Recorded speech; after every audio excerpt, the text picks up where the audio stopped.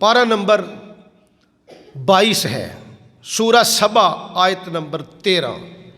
اللہ فرماتا وَقَلِيلٌ مِّنْ عِبَادِيَ الشُّكُورُ، کہ میرے بندوں میں سے شکر کرنے والے تھوڑے ہیں۔ شکر کرنے والے واقعی تھوڑے ہوتے ہیں۔ میرے حضور ارشاد فرماتا 3 بندے تھے سابقہ امتوں کے اندر، ایک کوڑی تھا، سارا وجود اس کا گلا سڑا تھا، خارش پڑی تھی، وجود دیکھنے کے قابل نہیں تھا، لوگ اس سے کراہت کرتے تھے۔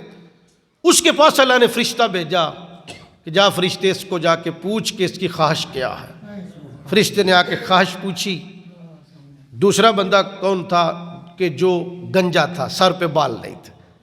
تیسرا اندھا تھا۔ اللہ نے تینوں کے پاس فرشتہ بھیجا۔ فرشتے نے پہلے سے آ کے پوچھا کہ تیری خواہش کیا ہے؟ اس نے کہا میری خواہش یہ ہے کہ اللہ تعالیٰ مجھے شفا عطا کر دے، میری جلد ٹھیک ہو جائے۔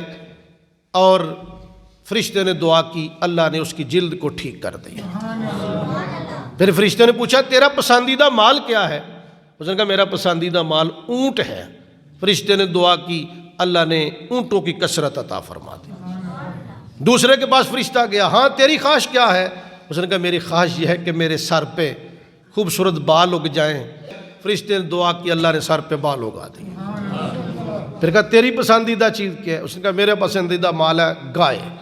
فرشتے نے دعا کی، اللہ نے گائیوں کی کثرت عطا کر دی۔ تیسرے کے پاس فرشتہ گیا، ہاں بھئی تیری خواہش کیا ہے؟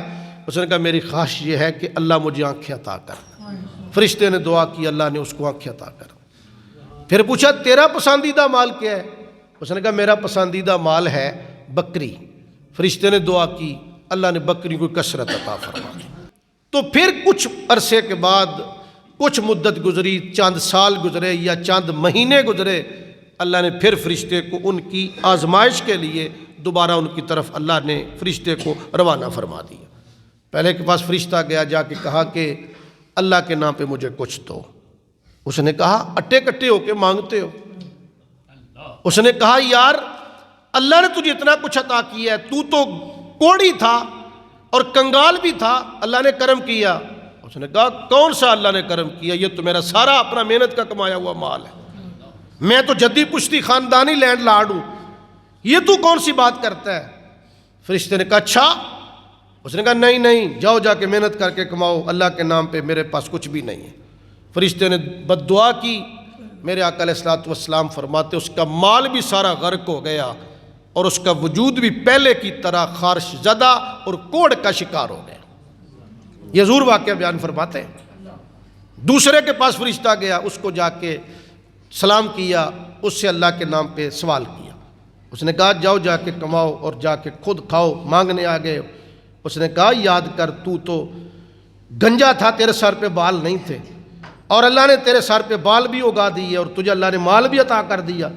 اس نے کہا نہیں نہیں، یہ میرا ذاتی جدی پشتی میرا مال ہے، خاندانی میں امیر آدمی ہوں، تم کہاں سے آ گئے ہو؟ میرے پاس اللہ کے نام پہ دینے کو کچھ بھی نہیں ہے۔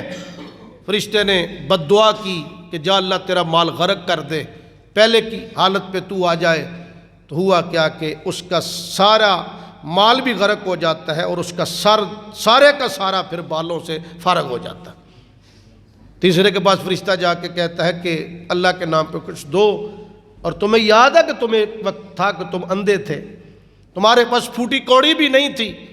تو تیسرے شخص نے کہا ہاں ہاں میں واقعی اندھا تھا، میرے پاس پھوٹی کوڑی بھی نہیں تھی، یہ سارے کا سارا میرے اللہ کا کرم ہے۔ اگر میرے رب کے نام پہ مانگنے آئے ہو تو ساری بکریاں میری ہاں کے لے جاؤ، ہر چیز اللہ کے نام پہ حاضر۔